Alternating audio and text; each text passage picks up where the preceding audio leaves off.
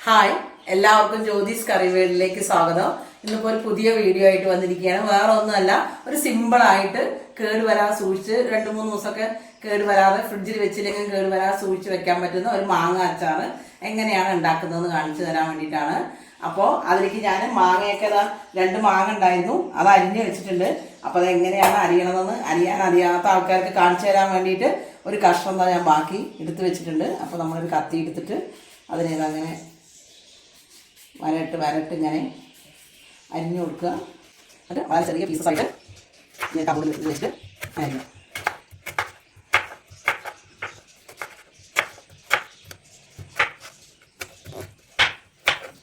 ബാക്കിയുള്ള കഷ്ണങ്ങളൊക്കെ ഞാൻ അരിഞ്ഞ് വെച്ചിട്ടുണ്ട്.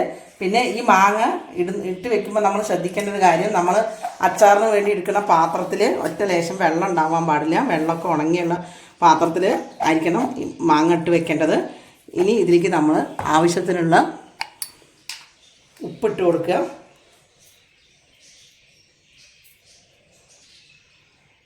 ഞാൻ ഈ ചെറിയ സ്പൂണിന് ഒരു 1.25 സ്പൂണോളം ഉപ്പിട്ട് കൊടുത്തിട്ടുണ്ട്. ഇത് നമ്മൾ നന്നായി കുലുക്കിയിട്ട് 1 മണിക്കൂർ അടച്ചു വയ്ക്കുക. 1 മണിക്കൂറിന് ശേഷം ഇനി ബാക്കി അതാ ഞാൻ ഈ അച്ചാർ ഉപ്പിട്ട് വെച്ചിട്ട് ഇപ്പോൾ 2 മണിക്കൂറായി. 1 മണിക്കൂർ പറഞ്ഞ് വെച്ച അച്ചാർ 2 മണിക്കൂറേ കണ്ടോ. ഇതിൻ്റെ വെള്ളമൊക്കെ ഇങ്ങനെ ഒന്ന് വരാൻ തുടങ്ങി. ഇനി നമ്മൾ ഇതിലേക്ക് കുറച്ച് പൊടികൾ ഇട്ട് കൊടുക്കണം. ഇതാ ഒരു നുള്ള് മഞ്ഞൾപ്പൊടി, പിന്നെ ഇത് ഒരു സ്പൂൺ ഇങ്ങനത്തെ ഒരു സ്പൂണിൽ 1 സ്പൂൺ കാശ്മീരി മുളക് പൊടി, പിന്നെ 1 സ്പൂണ് സാദാ മുളക് പൊടി കേട്ടോ. 2 മുളക് പൊടിയും കൂട്ടിയിട്ട് മിക്സ് ചെയ്തതാണ്. പിന്നെ ഈ 1 സ്പൂണിൽ 1 സ്പൂണ് ഉലുവയുണ്ട്. ഉലുവ ഞാൻ ഫ്രഷായിട്ട് ഇപ്പോൾ വറുത്ത് പൊടിച്ച ഉലുവയാണ്. അത് ഇതിലേക്ക് ഇട്ട് കൊടുക്കുക. പിന്നെ കുറച്ച് കായപ്പൊടി, നമുക്ക് അളവ് കാണിച്ചു തരാമെന്ന് പറഞ്ഞിട്ടാണ് കായ എടുത്ത് വയ്ക്കാതിരുന്നത്.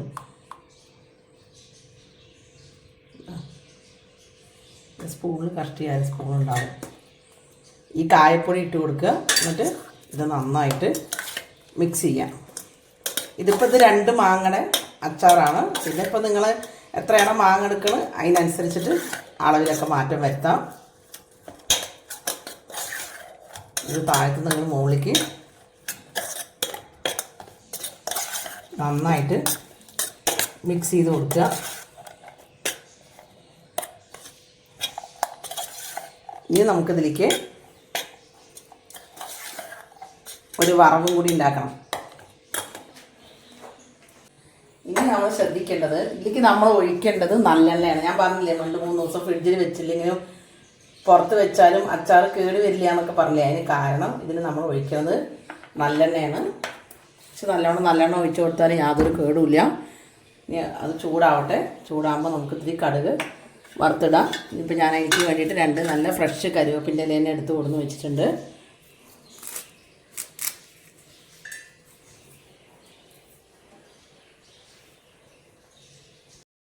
എണ്ണ നന്നായി ചൂടായി. നമ്മൾ എടുത്ത് വെച്ചിരിക്കുന്ന കടുക് ഇതിലേക്ക് ഇട്ട് കൊടുക്കുക.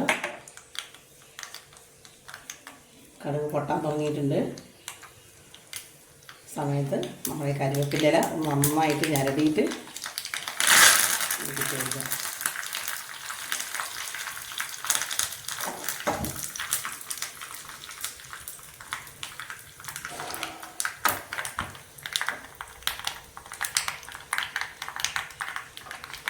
നല്ലെണ്ണയാണ്, അതുകൊണ്ട് ഇങ്ങനെ പൊന്തിയൊക്കെ പതിയൊക്കെ വരും എണ്ണയിൽ.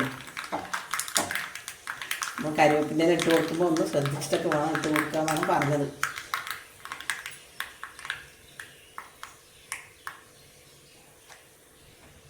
ഇതിന് നമ്മൾ മിക്സ് ചെയ്ത് വെച്ചിരിക്കണം അച്ചാറിലേക്ക് ഒഴിച്ച് കൊടുക്കുക.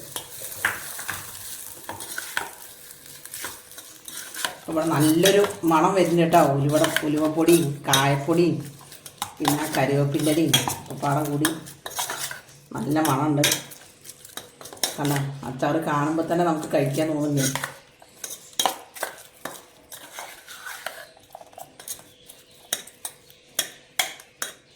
ഇനിയിപ്പോൾ ഇത് മിക്സ് ചെയ്തിട്ട് കുറേ നേരം വെക്കേണ്ട ആവശ്യമൊന്നുമില്ല. ഉപ്പൊക്കെ പിടിച്ചതാണ് അച്ചാറിൽ. ഇപ്പം തന്നെ നമുക്ക് എടുത്ത് ചോറിൻ്റെ കൂടെ കൂട്ടി കഴിക്കാം കേട്ടോ. നല്ല പൊന്നരിയുടെ നല്ല ഫ്രഷായ ചൂട് ചോറാണ്. ഈ ചോറിലേക്ക് ഇപ്പം നമ്മൾ ഉണ്ടാക്കി വെച്ചിരിക്കുന്ന ഈ അച്ചാർ കുറച്ച് ഇട്ട് കൊടുക്കുക. ഇനിയിപ്പോൾ ഈ ചോറിൻ്റെ കൂടെ വേറെ ഒന്നും വേണ്ടതാ, ഈ അച്ചാർ ഇങ്ങനെ കൂട്ടിയിട്ട്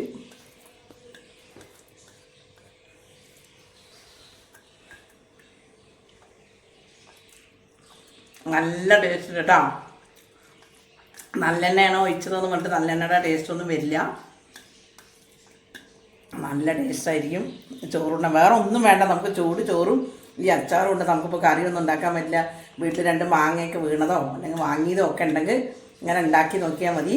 അപ്പോൾ ഈ വീഡിയോ നിങ്ങൾക്ക് എല്ലാവർക്കും ഇഷ്ടപ്പെട്ടിട്ടുണ്ടാവുമെന്ന് വിചാരിക്കുന്നു. ഇഷ്ടപ്പെട്ടിട്ടുണ്ടെങ്കിൽ എപ്പോഴും പറഞ്ഞ പോലെ എല്ലാവർക്കും ഷെയർ ചെയ്ത് കൊടുക്കുക. സബ്സ്ക്രൈബ് ചെയ്യാത്തവരുണ്ടെങ്കിൽ ഒന്ന് സബ്സ്ക്രൈബ് ചെയ്യുക. ഞാൻ തിരി കൂടി കഴിക്കട്ടെ കേട്ടോ. ലൈക്ക് അടിക്കുക, കമൻ്റ് അടിക്കുക.